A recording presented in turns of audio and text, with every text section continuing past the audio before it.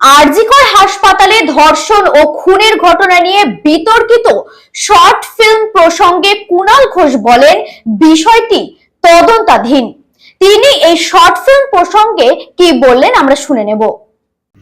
আরজিকরে ধর্ষণ এবং খুন এই ঘটনা সংক্রান্ত একটি শর্ট ফিল্মকে কেন্দ্র করে দু চারটি কথা আমরা ইতিমধ্যেই আমাদের বক্তব্য জানিয়ে দিয়েছি।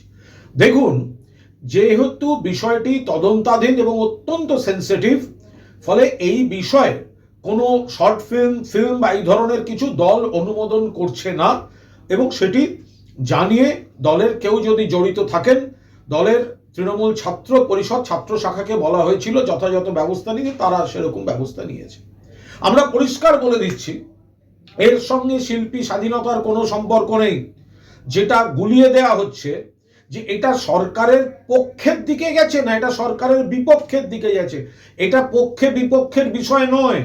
সরকারও এখানে ন্যায় বিচার চায়, তৃণমূল কংগ্রেসও ন্যায় বিচার চায়। যে তথ্যচিত্রটি সেটি কোন দিকের পক্ষে কোন দিকের বিপক্ষে দেখলে বোঝা যেত পক্ষে না বিপক্ষে, না, এটা সে বিষয় নয়। এটা ওই বিষয়টা নিয়েই আমরা চাইছি না যে ছিটকে ছিটকে ফুটেজ সামনে এসেছে, যে একটি মেয়ে পড়ে আছে, তার গলায় রক্তের দাগ বা এরকম সব যেসব ফুটেজ সামনে এসছে, দল মনে করছে এই বিষয়টি অত্যন্ত মর্মান্তিক, গুরুত্বপূর্ণ, স্পর্শকাতর, পক্ষে বিপক্ষের বিষয় নয়। এইটার উপর দাঁড়িয়ে এই আরজিকর এবং এই ধর্ষণ হত্যার উপর দাঁড়িয়ে এখন কোনো কাজ নয়। এইটা হচ্ছে মূল ব্যাপার। অর্থাৎ কেউ যদি বলেন দেখলে মনে হতো না, আরে ওই ফুটেজগুলো এসছে বলেই তো দেখে দলের মনে হয়েছে।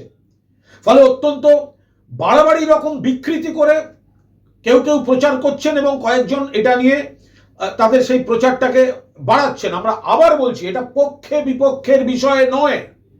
এটা হচ্ছে ওই বিষয়টা সংক্রান্ত আরজিকর নাম দিয়ে, তিলোত্তমার নাম দিয়ে যে ফুটেজগুলো সামনে এসছে, সেটা দায়িত্বশীল কাজ নয় বলে দল মনে করেছে।